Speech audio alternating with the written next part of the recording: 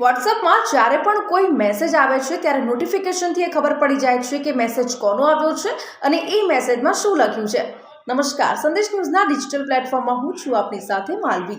હું તમને એવી ટ્રીક બતાવીશ જેની મદદથી કોઈને ખબર નહીં પડે કે તમારે કોનો મેસેજ આવ્યો છે અને મેસેજની અંદર શું લખ્યું છે.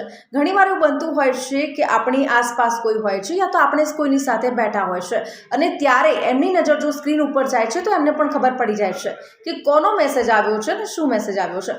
હું તમને એક ટ્રીક બતાવવા જઈ રહી છું જેની મદદથી હવે કોઈને પણ ખબર નહીં પડે કે તમારા ફોનની અંદર શું મેસેજ આવ્યો છે અને મેસેજની અંદર શું લખ્યું છે. તો ચાલો ફટાફટ આ સ્ટેપ્સ ફોલો કરી લો. જે પ્રમાણે ફર્સ્ટ ઓફ ઓલ તમારે વોટ્સઅપ ઓપન કરવાનું છે અને વોટ્સઅપ ઓપન કરતાની સાથે જ 3 ડોટ્સ આપ્યા હશે, એના પર ક્લિક કરવાનું છે.